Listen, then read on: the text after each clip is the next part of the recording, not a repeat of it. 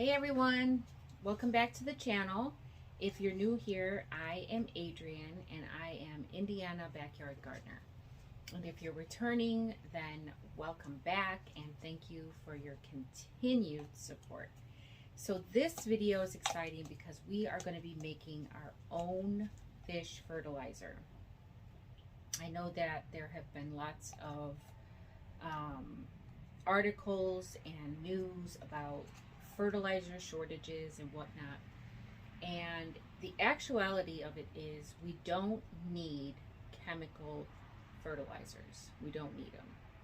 The soil web can maintain itself with organic matter, with the right organic matter, and we don't need chemicals. So I'm going to show you how to make your own fish fertilizer with a few things that I have collected, and there are some variations that you can do, but this is the one that I chose to use. Okay, so first of all, you need to gather your materials, and this is what you need.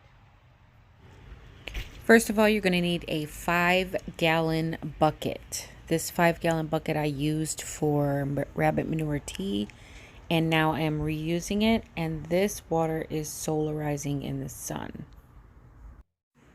You're going to need fish or fish parts. I chose to use sardines in water.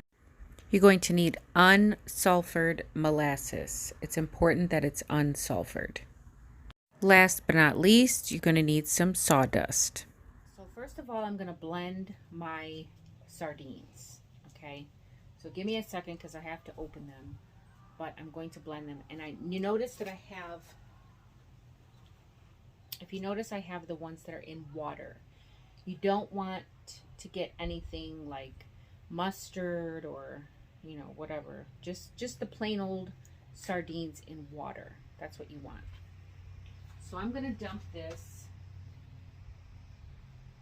water and all, into my blender.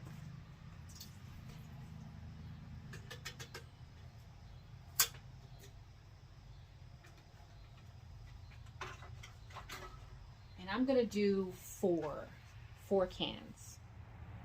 All right, so this is 4 cans of sardines. So if I was to straighten that out, it looks like it's about 2 cups. I don't know if you guys can see that, 2 right there. So it's roughly 2 cups of sardines. Equal parts fish to sawdust. So because I have 2 cups of sardines, I'm going to use 2 cups of sawdust. So there's 1 and 2. So there's my 2 cups of sawdust with my 2 cups of sardines.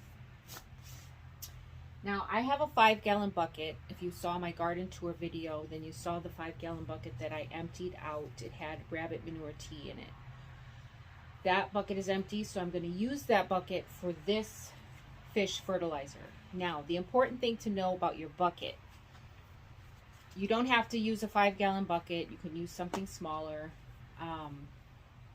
but your bucket has to have a lid with holes in it, or a way for the gases to escape. Because if you seal it up, it will pop off and it will be disastrous. Okay, so you don't want to have a bucket sealed up with this fish fertilizer in it. Make sure that your lid has holes in it and that you have something, a barrier of some type, like landscape fabric perhaps, or some type of screen, so that flies won't get in. Okay, so I'll show you what I'm going to do with my bucket. But I've got my 2 cups of fish and my 2 cups of sawdust. To that, I'm going to add a 1/2 cup of molasses. Now, if I was doing this Oof, that's strong. Now, it's important to know that you need unsulfured molasses, okay? Unsulfured means that it is, there's nothing added to it. It's not processed. It's just your straight up molasses, okay? So, let me set that down so I don't spill it. All right, I've got a half a cup of molasses, and I'm going to pour that in.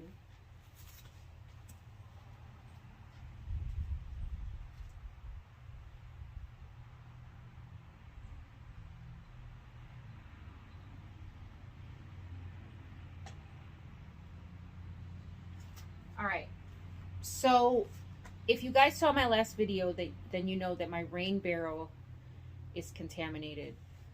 So I can't use my rainwater. So what I've done is I filled my 5-gallon bucket with water this morning, and I let it sit out in the sun all day so that it could solarize. And now I'm going to be able to use it just as I would be able to use the rainwater. So I've got it filled halfway. So let me show you that. Here's my bucket, and it's filled about halfway, maybe a little less than halfway. I'm going to take this and add it to my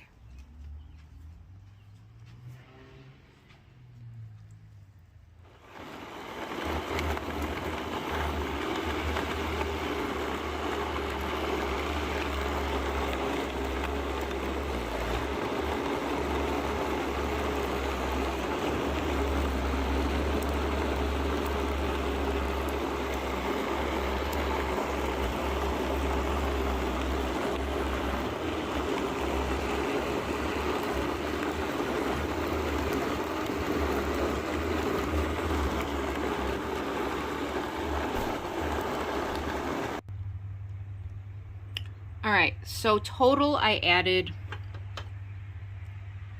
2 of these, which is about a cup and a quarter. So maybe about 2.5 to 3 cups of water I added to this to get it to blend up properly. So now I'm just going to dump it in my bucket. This is what it looks like.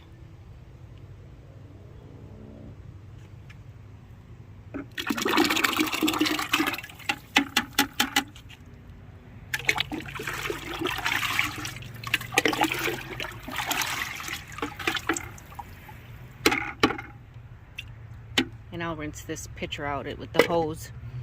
So this is going to sit for anywhere from 2 weeks, a week to 2 weeks. Okay. All right, so we're going to leave this in the bucket. Make sure that your lid has holes or that there's some type of airflow. And I'll show you what I'm going to do in a second. Stir it regularly. Maybe every other day would be good. You can use a paint stick or whatever you have on hand that you are not going to use again or don't mind if it gets fishy. So stir this every other day for about 2 weeks. Strain the mixture, okay?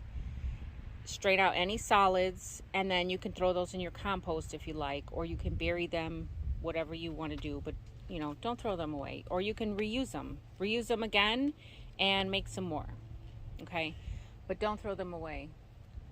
After you strained it, you can reuse the scraps. You can add more water, more molasses, start another batch.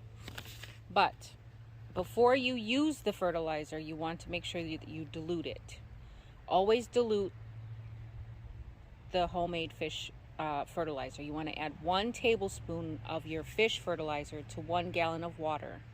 All right, you can fertilize the soil with a watering can. You can drench it, do it like that, or you can spray your plants like a leaf foliar spray.